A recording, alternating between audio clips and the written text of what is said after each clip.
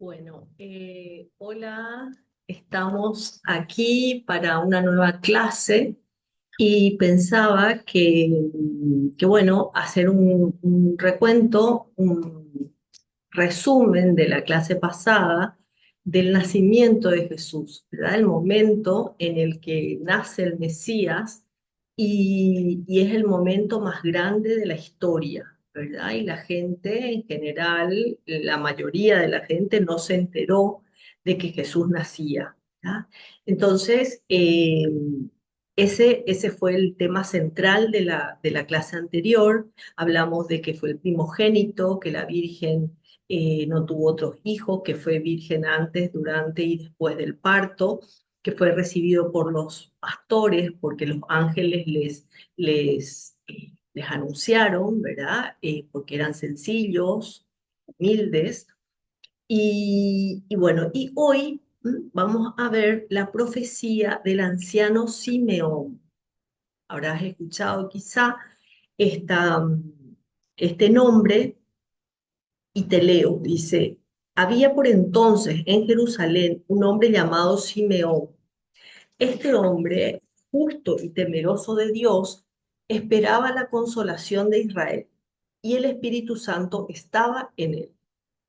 Había recibido una revelación del Espíritu Santo que no moriría antes de ver al Cristo del Señor.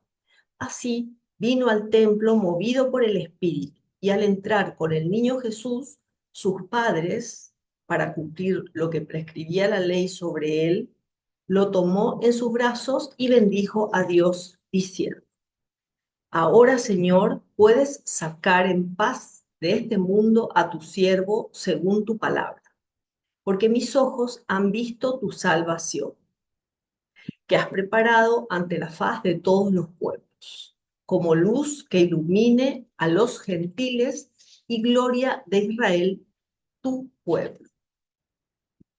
Su padre y su madre estaban admirados por las cosas que se decían acerca de él.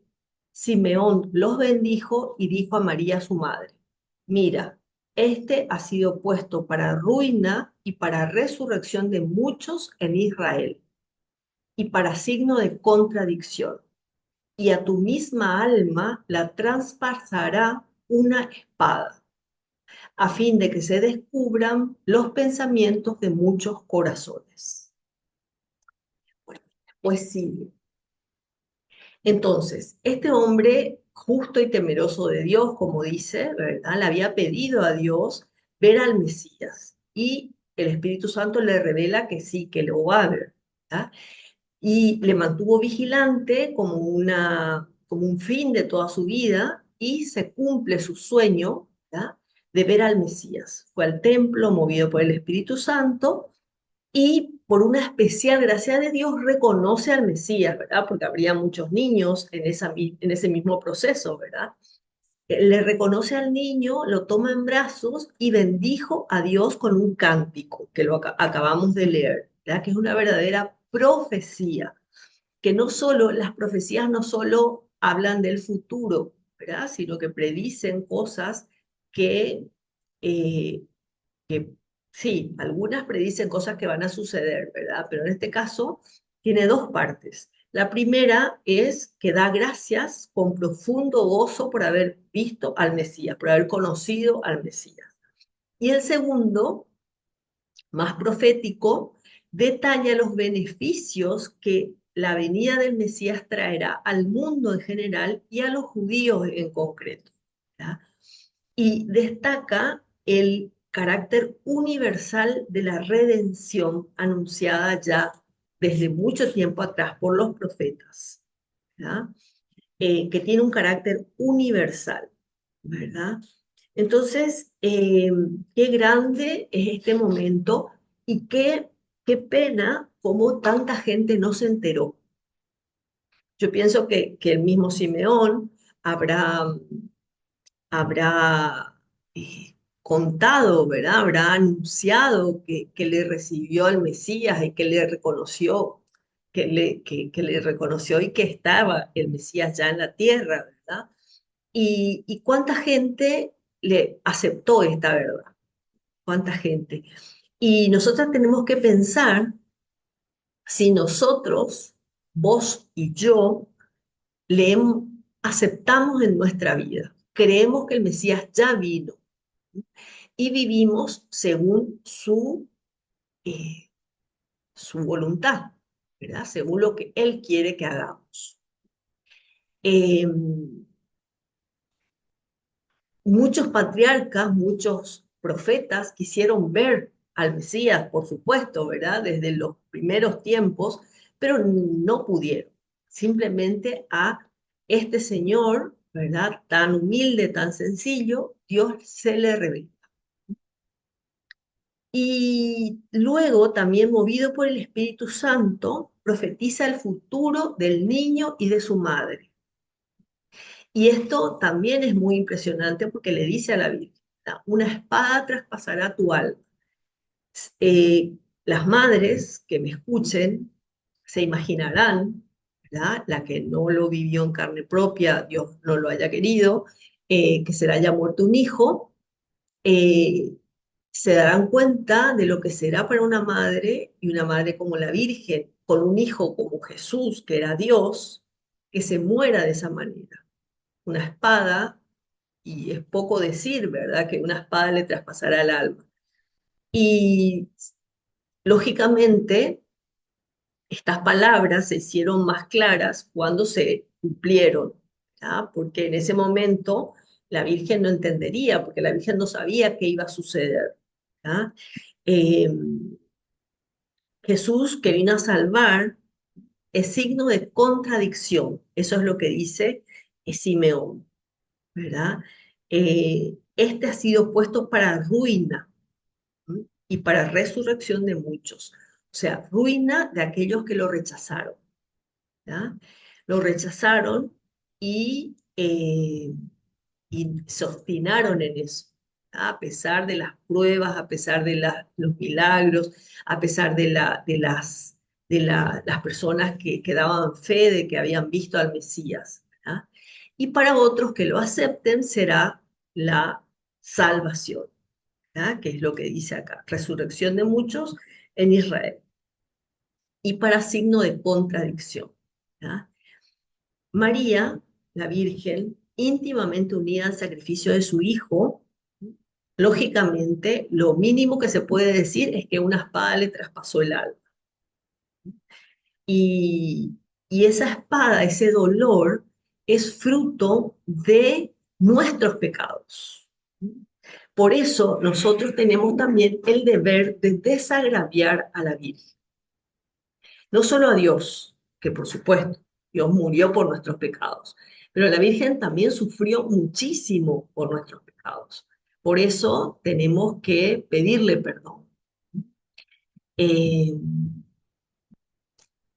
las últimas palabras que dice, a fin de que se descubran los pensamientos de muchos corazones, ¿verdad? Eso es,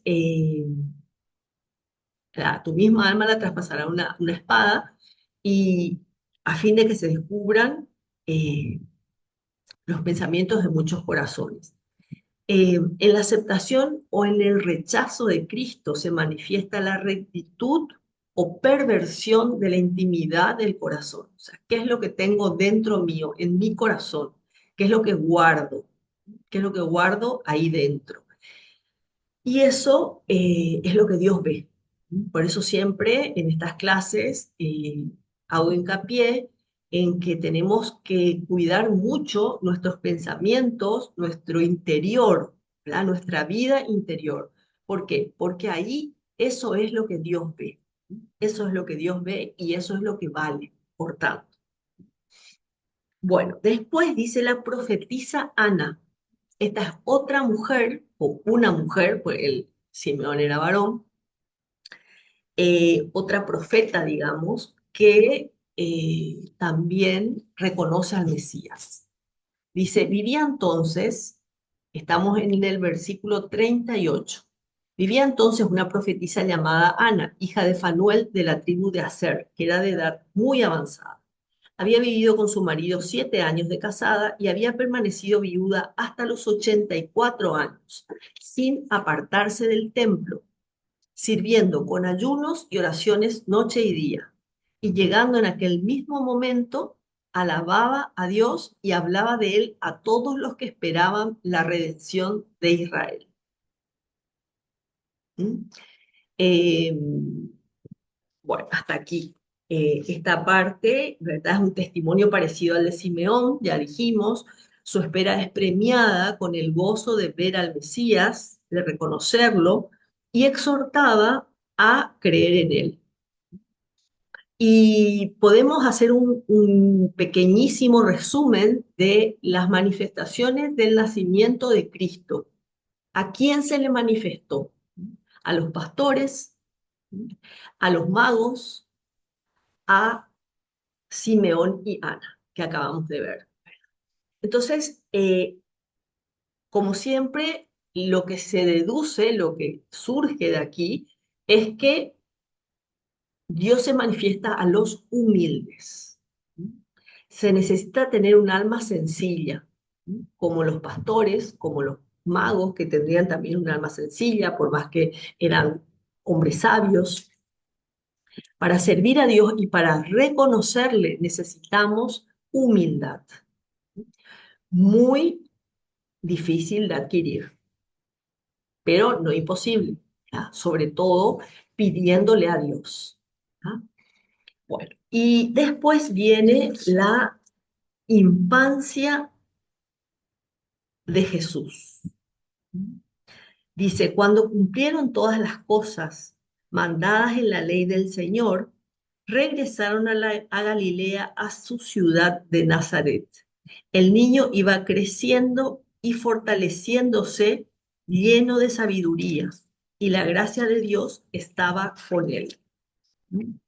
Bueno, entonces eso es todo lo que dicen de la infancia de Jesús, que habrá sido maravillosa y habrá sido sumamente rica, ¿verdad? Rica en todo.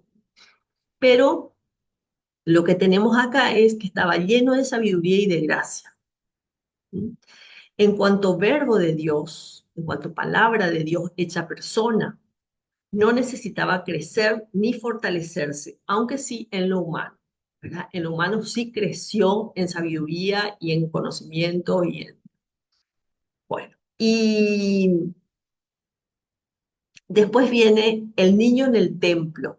Este es el último misterio del rosario de los gozosos, en donde cuenta que el niño se perdió en, en Jerusalén, un camino a Jerusalén. Y dice, el niño en el templo. Sus padres iban todos los años a Jerusalén a la fiesta de la Pascua. Y cuando tuvo 12 años, subieron a Jerusalén a la fiesta, como era costumbre. Pasados aquellos días, al regresar, el niño Jesús se quedó en Jerusalén sin que lo advirtiesen sus padres. Suponiendo que iba en la caravana, hicieron un día de camino y lo buscaban entre los parientes y conocidos. Y como no lo encontrasen, retornaron a Jerusalén en busca suya. Y ocurrió que al cabo de 3 días lo encontraron en el templo, sentado en medio de los doctores, escuchándoles y preguntándoles. Cuantos le oían y cuantos le oían quedaban admirados de su sabiduría y de sus respuestas. Al verlo se maravillaron y le dijo su madre, Hijo, ¿por qué nos has hecho esto? Mira cómo tu padre y yo angustiados te buscábamos. Y él les dijo, ¿por qué me buscabais? ¿No sabíais que es necesario que yo esté en las cosas de mi padre? Pero ellos no comprendieron lo que les dijo. Bueno, y bajó con ellos y vino a Nazaret y les estaba sujeto. Y su madre guardaba todas estas cosas en su corazón, y Jesús crecía en sabiduría, en edad y en gracia delante de Dios y de los hombres. ¿Ah? Y ahí termina el segundo capítulo de San Lucas. Entonces, una explicación de esto es que los judíos, cuando iban en caravanas, iban separados los hombres de las mujeres. Entonces, por eso podía pensar José que estaba con María y María pensar que estaba con José. Cuando se dieron cuenta que no estaba con ninguno de los dos, ahí lo empezaron a buscar. ¿ya? Entonces, esto es como una cuestión anecdótica, nos puede ayudar, ¿m? A pensar cuando nosotros le perdemos a Cristo en nuestra vida, cuando le perdemos por el pecado, ¿ya? El pecado que nos aparta de Dios, que nos aleja de Dios, ese pecado, que es la falta de amor, es lo más grande que ofende a Dios. La falta de amor a Él, la falta de amor al prójimo. Eh, y por eso tenemos que buscarle lo antes posible. Ese, esa búsqueda, la mejor o el mejor modo de buscarle es la confesión, ¿verdad? Acudir al sacramento de la confesión, aunque sea complicado, aunque sea difícil, eh, aunque no dé gusto, ¿verdad? Porque no da gusto reconocer que uno hizo las cosas mal, que uno se equivocó, que uno hizo algo malo. Y ese es el modo de volver a Jesús, de encontrarle. Y Jesús, cuando le encuentran, les dice, no sabían que tengo que encargarme de las cosas de mi Padre. Fue una respuesta misteriosa, ¿verdad? Imposible entender en esa situación, en esas circunstancias en las que estaban María y José, ¿verdad? Pero ellos se callaron, ¿verdad? Y María conservaba todas estas cosas en su corazón, sobre todo María. Quizás a José le costaría más porque bueno, él tenía el pecado original, aunque tenía una muy grande ayuda de Dios, ¿ah? Entonces, le va descubriendo, eh, María va descubriendo los detalles de la vida que iba a llevar, porque ella no sabía, simplemente le dijo que iba a ser la madre del Mesías y que una sombra, el Espíritu Santo te cubrirá con su sombra, ¿verdad? Y mucho más no sabía. Entonces lo que hace Jesús es hacerles levantar la mirada hacia arriba, hacia Jesús, hacia Dios, ¿verdad? Y nos enseña Jesús, con su respuesta, nos enseña el deber primario de cumplir la voluntad de Dios. Cumplir la voluntad de Dios. ¿Cómo sé cuál es la voluntad de Dios? Esta es una gran pregunta que nos podemos hacer. ¿Cómo sé cuál es la voluntad de Dios para mí?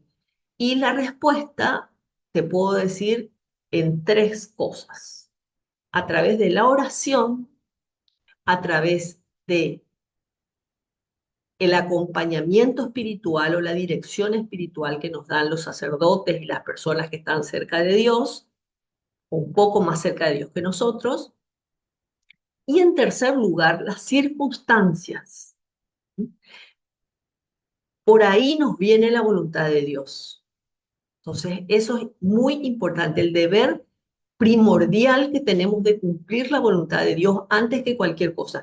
De hecho, que Jesús les puso antes que a la Virgen y a San José, que eran sus papás acá en la tierra. Eh, Jesús sí conocía cómo se iba a desarrollar su vida en la tierra. Decíamos, no María, no José. Ellos iban descubriendo a medida que iba sucediendo todo. Y se dieron cuenta de que algo profundo estaba pasando, ¿ah? Eh, y la fe y el amor que tenían les llevaron a no volver a preguntar. Esa es la primera vez que se escucha una frase de Jesús, la primera vez que habla Jesús en el Evangelio y la primera vez que ellos le preguntan. Entonces, porque meditaban las palabras de Dios, de Jesús, de Dios hecho hombre, ¿verdad? Entonces, el resumen de la vida de Jesús es que les estaba sujeto, ¿verdad? Les estaba sujeto, a partir de ahí, dice, bajó con ellos a Nazaret y les estaba sujeto. Les obedecía. Amar a Dios para amar su voluntad y querer responder a sus llamadas, que nos dirige a través de nuestras obligaciones. Entonces, la vida oculta de Jesús como uno más. Todo ese tiempo que va desde que nació hasta que va a la vida pública, ¿verdad? A los 33 años, son 33 años, mucho tiempo, ¿verdad? En que Jesús trabajó, vivió una vida normal y trabajó con José en la carpintería o herrería, es lo que se sabe por la tradición, ¿verdad? Entonces, se ganó la vida con el sudor de su frente, como nosotros, ¿verdad? Y eh, se santificó haciendo lo ordinario, ¿no? Lo de cada día, lo que tenía que hacer junto con José, ¿verdad? Y tenía una ciencia, ¿no? Creció en ciencia y en sabiduría, decía, ¿verdad? Perdón, crecía en sabiduría, en edad y en gracia delante de Dios.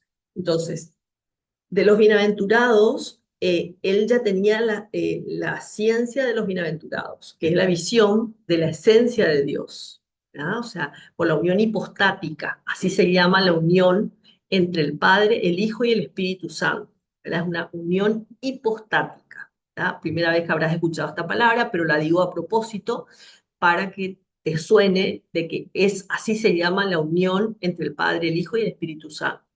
Tenía la ciencia infusa, ¿verdad? Leía los corazones, conocía todas las cosas, pero la ciencia adquirida a partir de la experiencia sensible sí que crecía, ¿verdad? Esa sí que crecía a medida que pasaba el tiempo. En cuanto a la gracia, no podía crecer porque él estaba con toda la gracia ya. Eh, Tenía la plenitud de la gracia, que es la unión con Dios, la santidad, ¿ya? Por ser Dios. ¿Ya? Y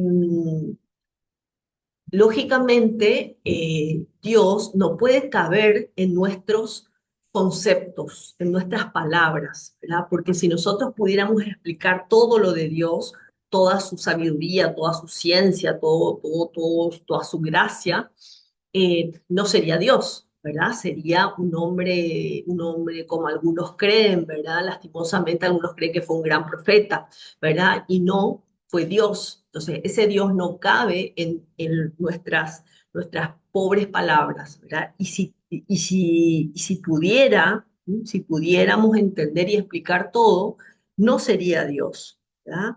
Entonces, se hizo un niño, se hizo hombre, ¿verdad? Y es una gran lección para nuestro orgullo humano, quiere aparecer, quiere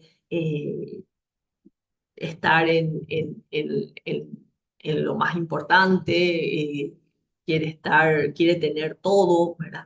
Bueno, entonces el Señor nos enseña tantas cosas haciéndose hombre y por sobre todas las cosas muere por nosotros y nos salva del pecado. Así que acá, con esto terminamos el segundo capítulo de San Lucas y vamos por más, ¿verdad? Vamos por más en la próxima clase. Así que nos vemos. Chao, chao.